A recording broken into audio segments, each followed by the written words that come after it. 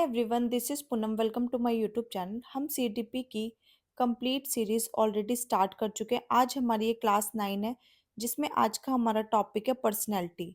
व्यक्तित्व क्या होता है। ये क्लासेस उन बच्चों के लिए हेल्पफुल है जो स्टेट लेवल पर टेट एग्जाम की तैयारी कर रहे हैं।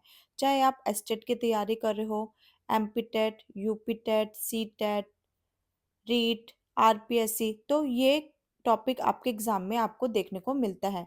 जो बच्चे मेरे बीएड फर्स्ट ईयर के स्टूडेंट हैं, उनके लिए भी ये क्लासेस काफ़ी इंपॉर्टेंट है। आपके एग्जाम में भी इस टॉपिक से क्वेश्चन आता है। ओके, सेशन को स्टार्ट करने से पहले जो बच्चे मेरे चैनल पर नए आए तो जल्दी से चैनल को सब्सक्राइब कर लें, ताकि आपको क्लासेस का नोटिफिकेशन टाइम पर मिल जाए। सेशन पसंद आता है, सेशन को जरूर लाइक करें और अपने फ्रेंड्स के साथ जरूर शेयर करें। टेलीग्राम चैनल जरूर ज्वाइन कर लेना, पूनम शर्मा ऑफिशियल। वहीं पर ही मैं आपको इंपॉर्टेंट अपडेट क्लासेस के नोट्स प्रोवाइड कराती हूँ। ओके, जिन बच्चों ने प्रीवियस क्लासेस नहीं देखी हैं, उनके लिए मैंने सीडीपी कंप्लीट सीरीज के नाम से प्लेलिस्ट बना रखी है, जहां पर आपको सीक्वेंस वाइज सारी क्लासेस मिल जाएंगी। ओके, उसका लिंक मैं आपको डिस्क्रिप्शन बॉक्स में भी शेयर कर दूंगी। आज का हम सेशन स्टार्ट करते हैं। पर्सनैलिटी क्या होता है, व्यक्तित्व क्या है। जब हम किसी व्यक्ति को देखते हैं, उसका फिजिकल अपेयरेंस, ओके, उसके सोचने, मानसिक, ये सभी गुण को हम उसकी पर्सनैलिटी कहते हैं, उसका व्यक्तित्व कहते हैं। तो पर्सनैलिटी क्या है। पर्सनैलिटी किसी व्यक्ति की फिजिकल अपीयरेंस, ठीक है, उसके सोचने का और मानसिक सभी गुण की क्या कोई कोई हम क्या कहते हैं, उसकी पर्सनैलिटी कहते हैं। तो पर्सनैलिटी शब्द की उत्पत्ति लैटिन भाषा के शब्द पर्सोना शब्द से हुई है, जिसका मतलब है कृत्रिम चेहरा, या फिर हम उसे नकाब भी कह सकते हैं। ओके, डैनियल ने कहा है कि व्यक्तित्व व्यक्ति के संगठित व्यवहार चित्र होता है। ठीक है, जो व्यक्ति का ऑर्गेनाइज्ड बिहेवियर होता है, उसी को ही व्यक्तित्व कहते हैं, डैनियल के अनुसार। वुडवर्थ ने कहा है व्यक्तित्व विभिन्न शील गुणों का समन्वित रूप होता है। जो उसके गुण हैं, जो ऑर्गेनाइज्ड रूप में होते हैं, उसी को ही हम पर्सनालिटी कहते हैं। और पॉड ने कहा है कि व्यक्तित्व व्यक्ति के भीतर उन मनोदेहिक, मतलब फिजिकल और मानसिक, दोनों ही को गुणों का गत्यात्मक संगठन को हम व्यक्तित्व कहते हैं, और इसके वातावरण से अपूर्व संबंध रखता है। ओके, तो ये काफी इंपॉर्टेंट डेफिनेशन थी जो आपके एग्जाम में पूछे जाते हैं, तो इसको आपको बिल्कुल भी स्किप नहीं करना है। अब व्यक्तित्व का वर्गीकरण किन आधारों पर किया गया, उसके बारे में हम डिस्कस करेंगे। ठीक है, व्यक्तित्व वर्गीकरण, पर्सनैलिटी क्लासिफिकेशन। व्यक्तित्व का सबसे पहला प्रक्रियात्मक वर्गीकरण टाइप थ्योरी हिप्पोक्रेटस ने शरीर के द्रव्य बॉडी फ्लूइड के आधार पर किया है। ठीक है, तो आपसे आपके एग्जाम में पूछा जाएगा कि फर्स्ट टाइप थ्योरी किसने दी है। ठीक है, तो उसके कौन थे, हिप्पोक्रेटस द्वारा दी गए थे, और किस आधार पर दी गई है, बॉडी फ्लूइड के आधार पर दी गई है। ठीक है, यही आपसे एग्जाम में पूछा जाएगा। ठीक है, ये मैंने आपको सिर्फ इन्फॉर्मेशन के लिए बता दिया है। ओके, फिर है हमारा सामाजिक मूल्यों के आधार पर वर्गीकरण किया गया है। ठीक है, बांटा गया है व्यक्तित्व को।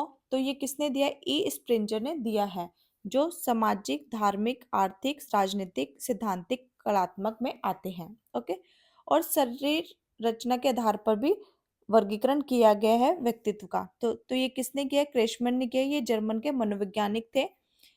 इन्होंने दुर्बलकाय, पुष्टकाय, गोलकाय और विमूर्ति के आधार पर वर्गीकरण किया है पर्सनैलिटी का। ओके, फिर है शेल्डन सिमो टाइप सिद्धांत। ठीक है, इन्होंने भी वर्गीकरण किया है। इन्होंने 3 सिद्धांत बताए, गोलाकृति, आयतकृति और लंबाकृति, एंडोमॉर्फिक, मीजोमॉर्फिक और एक्टोमॉर्फिक। ठीक है, इंपॉर्टेंट है, ये आपके एग्जाम में पेपर में इससे क्वेश्चन पूछा जाता है। ठीक है, स्वभाव के आधार पर सेल्डन का व्यक्तित्व प्रकार। ठीक है, विसेरोटोनिया, सीमेटोर्निया और सिरेबोटोरिमिया। ठीक है, फिर सेल्डन ने शारीरिक गठन को 1 से 7 पैमाने पर डाला है। ठीक है, इन्होंने 1 से 7 पैमाने पे डाला है। ठीक है, शारीरिक गठन को, जैसे 1, 2, 3, 4, 5, 6, 7। ठीक है, तो इन्होंने बताया कि जो संतुलित व्यक्तित्व होगा, तो वो चार चार नंबर पे। देखो सबसे मिडल में क्या आ रहा है, 4, तो संतुलित व्यक्ति किस में होगा, 4 नंबर पे होगा। जो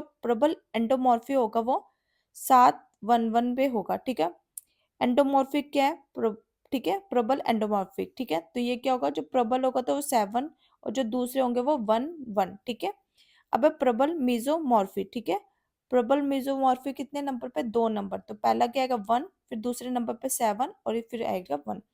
फिर आपका एक्टोमॉर्फिक, प्रबल एक्टोमॉर्फिक कितने नंबर पे? 3 नंबर पे। ठीक है, तो इसे 3 नंबर पे डालेंगे, उससे पहले आप एक एक नंबर पे डालेंगे, इससे आपके एग्जाम में क्वेश्चन पूछा गया। ओके। फिर है ग्रंथियों के आधार पर व्यक्तित्व को कैनन ने विभाजित किया है। ठीक है, ग्रंथियों के आधार पर भी व्यक्तियों का विभाजित किया गया है। तो ये किसने किया है? कैनन ने किया है। ठीक है, सिर्फ ये मैंने आपको इन्फॉर्मेशन के लिए डाला है। ठीक है, इससे आपके एग्जाम में क्वेश्चन नहीं आता है। ठीक है, तो आपको सिर्फ जो याद करना है वो कि ग्रंथियों के आधार पर व्यक्तित्व का किसने विभाजित किया है, तो वो कैनन ने किया है। ठीक है, फिर गुणों के आधार पर वर्गीकरण किया है, वो आइजैक ने किया है। इन्होंने व्यक्तित्व के 3 प्रकार बताए हैं। ठीक है, और इन्होंने द्विध्रुवीय सिद्धांत भी दिया था, बाइपोलर सिद्धांत भी दिया था। इन्होंने 3 प्रकार बताए हैं। ठीक है, पहले अंतर्मुखी, बहिर्मुखी, फिर है स्नायु विकृति स्थिरता और फिर है सुपर इको मनोविकृति। ठीक है, और इसको भी कॉल युंग ने इसके सिद्धांत बताया। ठीक है, तो कॉल युंग ने व्यक्तित्व के अभिमुखी सिद्धांत दिया। ठीक है, और इन्होंने सामूहिक अचेतन सिद्धांत दिया। अचेतन मतलब जो हम मतलब सोए हुए हैं, अनकॉन्शियस है, सोए हुए हैं, बेहोश हैं। ठीक है, होश में नहीं है, तो वो क्या होगा? हमारा अनकॉन्शियस माइंड। जब हम एक्टिव है तो वो क्या होगा? Conscious mind. ठीक है, सामूहिक अचेतन सिद्धांत और विश्लेषणात्मक मनोविज्ञान के जनक भी इनको कहा जाता है। ओके, तो इन्होंने व्यक्तित्व के 3 प्रकार बताए। अंतर्मुखी, ठीक है, जो अपने में खुद में ही सेल्फ ऑब्सेस्ड रहता है, खुद ही में अंदर रहता है। ठीक है, ज्यादा घुलता मिलता नहीं है। बहिर्मुखी एक्सट्रोवर्ट, ठीक है, जो बहुत सोशली रहना पसंद करता है। ठीक है, फ्रेंड बनाना ज्यादा पसंद करता है। उभयमुखी जो इंट्रोवर्ट और एक्सट्रोवर्ट दोनों होता है। ठीक है, अगर उसको कंफर्टेबल लग रहा है तो वो बातचीत करे, अगर उसको कंफर्टेबल नहीं लगता तो वो इंट्रोवर्ट बन जाता है। उसके बाद आता है हमारे शील गुण के सिद्धांत। ठीक है, ट्रेड थ्योरी, ये ऑलपोर्ट ने दी थी। इन्होंने बताया कि सामान्य शील गुण, कॉमन ट्रेड, जो समाज के अधिकतर लोगों में दिखने वाले होते हैं। फिर उन्होंने बताया व्यक्तित्व शील गुण, किसी एक समाज में विशेष व्यक्तियों में दिखने वाले गुण होते हैं। फिर आता है कार्डिनल प्रवृत्ति। ठीक है, फिर इन्होंने केंद्रीय प्रवृत्ति के बारे में बताया और फिर गौण प्रवृत्ति के बारे में बताया। ठीक है, रेमल केटर ने 16 पीएफ में पर्सनैलिटी फैक्टर का सिद्धांत दिया। ठीक है, इन्होंने बताया कि एक सतही शील गुण होता है, सरफेस ट्रे, ऐसे गुण जो व्यक्तित्व की ऊपरी सतह या परिधि पर होते हैं। ठीक है, ऐसे गुण जो दूसरे लोगों को दिखाई दे जाते हैं। ठीक है, कि ये व्यक्ति इस टाइप का होगा। ठीक है, मूल शील गुण, सोर्स ट्रेट्स, व्यक्तित्व की भीतरी संरचना, जिसे आप देखकर बता नहीं पाओगे कि वो व्यक्ति किस टाइप का है। ठीक है, फिर आता है फ्राइड का मनोलैंगिक विकास सिद्धांत, Freud's theory of psychosexual development. इन्होंने 5 अवस्था बताई। पहली अवस्था थी मुख्य अवस्था, ओरल स्टेज, जो 0 से 1 ईयर की स्टेज होती है। इसमें जो सेक्सुअल डिजायर होती है वो मुख पर होती है। ओके, जैसे छोटे बच्चे होते हैं अंगूठा चूसते रहते हैं। फिर उन्होंने बताया गुदी अवस्था, ठीक है, 1 से 3 साल की। फिर बताई लिंगी अवस्था, ठीक है, जो 3 से 6 साल के वर्ष में होते हैं, और इसमें इलेक्ट्रा नाम की ग्रंथि पाई जाती है, तो गर्ल्स में होता है। जो ओडिपस ग्रंथि होती है वो बॉयज में पाई जाती है। ठीक है, जैसे कि जो गर्ल्स होते हैं वो अपने फादर से बहुत अटैच होते हैं, जो बॉयज होते हैं वो अपनी माता जी से बहुत अटैच होते हैं। ठीक है, तो समलैंगिक होता है। फिर फोर्थ इन्होंने बताया सुप्ता अवस्था, ठीक है, लेटेंसी, जो 6 से 12 साल के होते हैं। ठीक है, इसमें क्या होता है? काम वासना सोई हुई होती है, और सेम सेक्स ग्रुप होते हैं। ठीक है, गर्ल है तो गर्ल ही की फ्रेंड बनेगी, और बॉय है तो बॉय की ही फ्रेंड बनेगी। ठीक है, तो ये इस अवस्था में होता है। फिर आता है जन इंद्रिय अवस्था, जेनिटल स्टेज। ठीक है, ये वापस में ये जो अवस्था सोई होती है इस अवस्था में जाग जाती है। ठीक है, तो इसमें विपरीत लिंग के प्रति क्या होता है? आकर्षण होता है। ओके, फिर आता है हमारा फ्रॉइड का मनोविश्लेषणात्मक सिद्धांत। ठीक है, फ्रॉइड्स साइको एनालिटिकल थ्योरी। ठीक है, इन्होंने 3 बताए, इदम, ईगो और सुपर ईगो। इदम क्या होता है? इदम होता है हमारा अचेतन मन। ठीक है, अचेतन मन वह मन होता है जो अतिरिक्त इच्छाओं का भंडार होता है। ठीक है, ऐसी इच्छाएं जो पूरी नहीं हो सकती। ठीक है, और जो हम इच्छाओं को दबा लेते हैं। ठीक है, वही हमारी क्या होता है? इदम होती है। ठीक है, फ्राइड ने मन को हमारे बर्फ के टुकड़े के समान कहा और उन्होंने माइंड को तीन प्रकार का बताया था, ठीक है। एक बताया था इदम, और एक बताया था ईगो, और सुपर ईगो, ठीक है। तो इदम क्या होता है, हमारा अनकॉन्शियस माइंड होता है, ठीक है। इसमें ऐसी इच्छाएं हमारे अंदर आती हैं, ठीक है, जो कभी पूरी नहीं हो सकती हैं, ठीक है, और हम इसको क्या कर देते हैं, दबा देते हैं। सपोज हमारा पिज्जा खाने का मन कर रहा है, ठीक है, और अभी पैसे नहीं है, तो हम क्या करेंगे, उस इच्छाओं को दबा देंगे, ठीक है। तो वो क्या कहलाएगा, इदम कहलाएगा, ठीक है। जितने भी गलत सलत विचार आते हैं वो सब इसी में आते हैं, ठीक है। 90% ये होता है, ठीक है, लेकिन जो ईगो होती है वो 10% होते हैं, वो इस पे हावी हो जाती है, ठीक है। तो ईगो क्या है, अहम क्या है, चेतन मन, ठीक है। ये वास्तविकता के साथ जुड़ा होता है, ठीक है। अब जैसे कि अभी मुझे किसी ने कुछ भी उल्टा सीधा बोल दिया, और मेरा मन करे मैं उसकी पिटाई कर दूं या उसको मैं कुछ उल्टा सीधा बोल दूं, पर मैं ऐसा नहीं बोल सकती क्योंकि मैं उस टाइप की नहीं हूँ। तो क्या है, मेरा वास्तविकता के साथ क्या है, जुड़ाव है, ठीक है। और यही मुझे क्या कर रहा है, कंट्रोल कर रहा है गलत चीज होने को, ठीक है। तो ये क्या होता है, 10% होता है, जो इस पे 90% पे क्या हो जाता है, हावी हो जाता है। फिर आता है सुपर इगो, पराहम अहम, ठीक है। ये नैतिकता के साथ जुड़ा होता है, ठीक है, कि चोरी करना बुरी बात है वरना पुलिस पकड़ के ले जाएगी, अगर मैंने कुछ भी गलत काम किया तो मेरी मम्मी मेरी डांट लगाएगी। तो ये क्या है, नैतिकता के साथ जुड़ा है और इसे नैतिक का भी प्रतीक माना जाता है। फिर आते हैं हमारे व्यक्तित्व के निर्धारक, डिटरमिनेंट्स ऑफ पर्सनैलिटी, जो हमारी पर्सनैलिटी के कौन कौन से डिटरमाइंड है, ठीक है। पहला है हमारा आनुवंशिकता और सेकंड है हमारा वातावरण, दोनों ही इंपॉर्टेंट फैक्टर होते हैं हमारी पर्सनैलिटी डेवलपमेंट के लिए, ओके। फिर है व्यक्तित्व का माप, ठीक है, मेजरमेंट ऑफ पर्सनैलिटी। पहला है आपका व्यक्तित्व आविष्कारी, पर्सनैलिटी इन्वेंटरीज, ओके।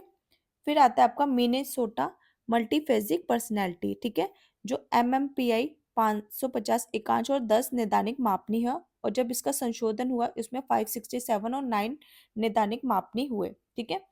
फिर बी है हमारा बेल समायोजन आविष्कारी। फिर सी है हमारा कैटल 60 FPF प्रश्नावली, कैटल 60 PF क्वेश्चनार। फिर हमारा आता है सेकंड प्रक्षेपण विधियां, ठीक है। प्रक्षेपण विधियां, इसमें हम अचेतन मन का प्रशिक्षण करते हैं, ठीक है। जैसे कि जो हमारा अचेतन मन है उसको हम क्या करेंगे, परीक्षण करेंगे।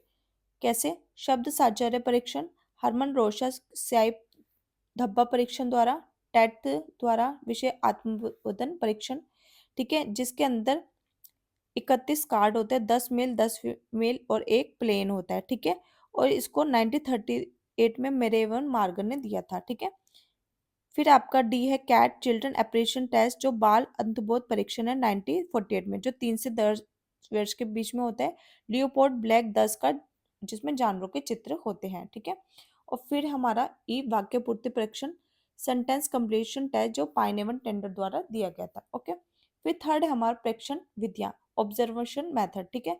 रेटिंग विधि, पहला क्या है, रेटिंग मेथड, ठीक है। अगर हम किसी भी सर्विस को यूज करते हैं, ठीक है, हम क्या देते हैं, रेटिंग देते हैं, ठीक है। 0 से लेके 5 तक होते हैं, 0 1 2 3 4 5, ठीक है। तो ये क्या होता है, रेटिंग, ठीक है, रेटिंग रेटिंग मेथड होता है। फिर आता है साक्षात्कार विधि, इंटरव्यू मेथड, ठीक है। जब हम किसी कंपनी में जाते हैं तो हमारे क्या होता है, एक व्यक्ति द्वारा हमारे क्या लिए जाते हैं, क्वेश्चन आंसर पूछे जाते हैं, वो क्या कहलाता है, इंटरव्यू मेथड कहलाता है। अल्फ्रेड एडलर ने जब कोई बराबर बारंबार अपनी कमजोरी से निकलने में असफल होता है और कुछ प्रवीणता हासिल करता है, यह साधारणतः अधीनता या अपकर्ष को ज्यादा बल देने लगता है, अल्फ्रेड एडलर ने कहा। तो इंपॉर्टेंट है ये। फिर बिग 5 पर्सनैलिटी ट्रेट्स डिकमैन द्वारा दी गई थी 1990 में, जिन्होंने ओशन मॉडल दिया, ठीक है। इससे आपसे डेफिनेशन पूछ लेगा, ठीक है, इसकी फुल फॉर्म पूछ लेगा कि ओ से क्या होता है, ओपनेस खुलापन, सी से क्या होता है, कंसाइंटिनियस, ठीक है, कर्तव्य निष्ठा, ठीक है। ई से आपका एक्स्ट्रावर्जन बहिर्मुखता, ए से आपका एग्रीअबेलनेस सहमता, और फिर एन से पूछ लेगा न्यूरोटिज्म, ठीक है, विक्षिप्तता, ठीक है। तो पर्सनैलिटी चैप्टर टोटल फैक्चुअल पे रिलेटेड है, ठीक है, बिल्कुल डिटेल में नहीं पूछेगा आपसे, ठीक है। बस आपसे ये पूछ सकता है, ठीक है, कि फ्राइड का मनोलैंगिक विकास सिद्धांत है, ठीक है, उसमें कौन कौन सी अवस्था है। फ्राइड का मनोविश्लेषणात्मक सिद्धांत बताइए, ठीक है, उन्होंने किन तीन के बारे में बताया था, ठीक है। तो ये आपकी से पूछा जाएगा, ठीक है।